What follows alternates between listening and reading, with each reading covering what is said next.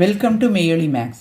இன்றைக்கி நம்ம சமச்சீர் கல்வி 10th ஸ்டாண்டர்ட் அல்ஜீப்ராவில் 3.1 ஃபர்ஸ்ட் ரோமன் லெட்டரில் செகண்ட் சம் போட போகிறோம். அவங்க ஒரு 3 ஈக்குவேஷன் கொடுத்துட்டு ஈக்குவேஷனில் எக்ஸ் ஒய் ஜெட்டோட வேல்யூ கண்டுபிடிக்க சொல்லியிருக்காங்க.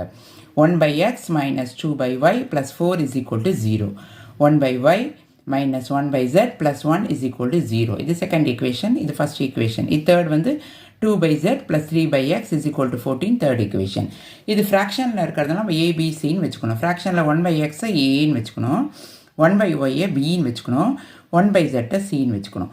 இப்போ 1/xன்ற இடத்துலாம் ஏ போடணும், 1/yன்ற இடத்துலாம் பி போடணும், 1/zன்ற இடத்துலாம் சி போடணும். இங்கே 1/x இருக்கா, நம்ம ஏ போட்டோம். இங்கே 1/y இருக்கா, அங்கே 2 இருக்கிறதுனால 2y போட்டோம், +4. இப்போ இந்த நம்பரை இந்த பக்கம் கொண்டு போய்ட்றோம். a minus 2b, இங்கே +4 இந்த பக்கம் வரைச்ச -4. இப்போ நம்ம ஃபார்ம் பண்ண புது ஈக்குவேஷன் ஃபஸ்ட்டு.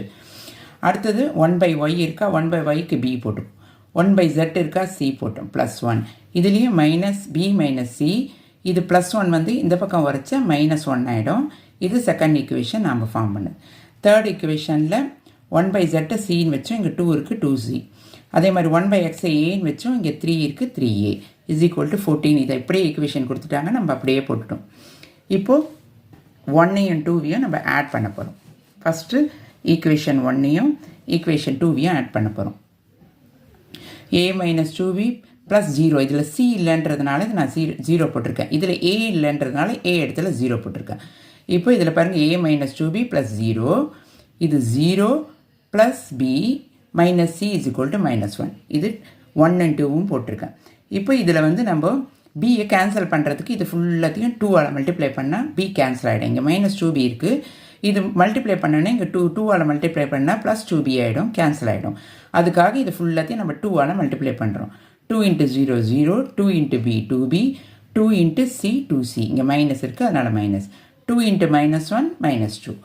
இப்போ இது கேன்சல், டைரெக்டாக கேன்சல் ஆகிறதுக்கு எதுவும் சேஞ்சே பண்ண வேண்டாம், சைன் சேஞ்ச் பண்ண வேண்டாம்.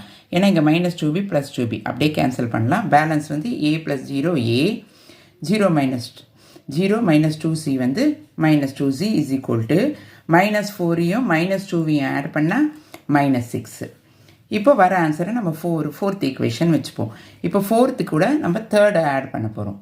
தேர்ட், ஏன்னா அதுலேயும் ஏசி இருக்குது, தேர்ட்லேயும் ஏசின்னு இருக்குது. ஃபோர்த் ஈக்குவேஷன் நம்ம கண்டுபிடிச்சது a minus 2c is equal to -6.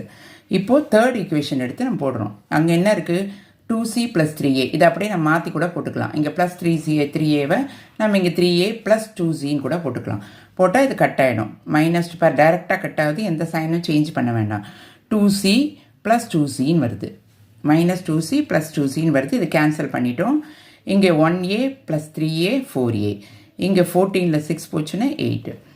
அப்போ 4a is equal to 8, a is equal to 8/4. Cut பண்ணோன்னா 2, a is equal to 2. இப்போ நம்ம ஃபஸ்ட் ஈக்குவேஷன் எடுத்து அதில் ஏவை சப்ஸ்டியூட் பண்ணிட்டா பியோட வேல்யூ தெரிஞ்சிடும். a minus 2b is equal to -4. இதுதான் ஃபஸ்ட் ஈக்குவேஷன்.